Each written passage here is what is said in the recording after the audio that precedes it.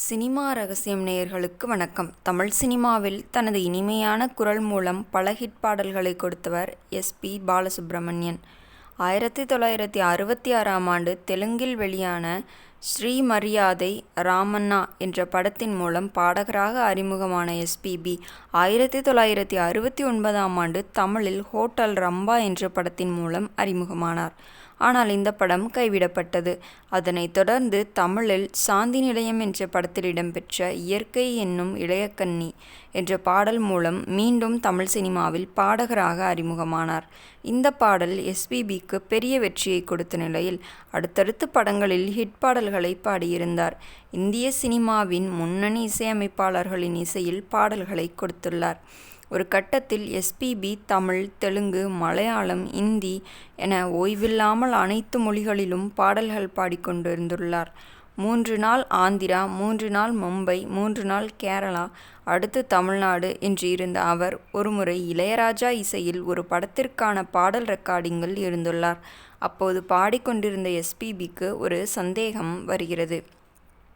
இப்போது விட்டால் எஸ்.பி.பி இன்னும் சில நாட்கள் பிஸியாக இருப்பார், பிடிக்க முடியாது என்று யோசித்த கங்கை அமரன், நீ கவிஞரிடம் போன் செய்து வரிகளை மாற்றித் தரும்படி சொல்கிறாயா என்று கேட்டுள்ளார். இதில் விபரீதம் புரியாத எஸ்.பி.பி மணி என்ன என்று யோசிக்காமல், ஆம் அதுக்கென்ன கேட்கலாமே என்று சொல்லிவிட்டு கவிஞர் கண்ணதாசன் வீட்டுக்கு போன் செய்துள்ளார். அப்போது கண்ணதாசன் போனை எடுத்துள்ளார். எஸ்.பி.பி பாலசுப்ரமணியன் பேசுகிறேன், ரெக்கார்டிங்கில் இருக்கேன், இங்கே ஒரு வரியில் சில வார்த்தைகள் புரியவில்லை, அதை மாற்றித்தர வேண்டும் என்று கூறியுள்ளார். வினாடிகள் அமைதியாக இருந்த கண்ணதாசன், எங்கே சந்தேகம் என்று கேட்டுள்ளார். அதன் பிறகு அந்த புதிய வரிகளை கண்ணதாசன் சொல்ல மீண்டும் அதை பாடிய எஸ்.பி.பிக்கு இப்போது சரியாக இருக்கிறது, நன்றி என்று கூறியுள்ளார். அதன் பிறகு பேசிய கண்ணதாசன், இப்போ மணி என்ன என்று கேட்டுள்ளார். மணி 11 ஆகுது என்று எஸ்.பி.பி சொல்ல, இந்த நேரத்தில் போன் செய்யலாமா?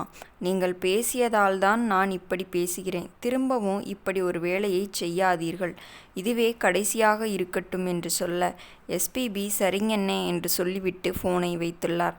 இதை கண்ணதாசனிடம் பேரனிடம் எஸ்.பி.பி சொன்னதை கண்ணதாசன் மகன் கூறியுள்ளார்.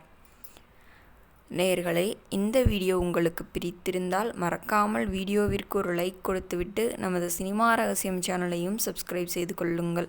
உங்கள் ஆதரவுதான் எங்களின் பெரிய பலம். மேலும் நாளை இது போன்ற சுவாரஸ்யமான சினிமா ரகசியத்துடன் உங்களை சந்திக்கிறேன்.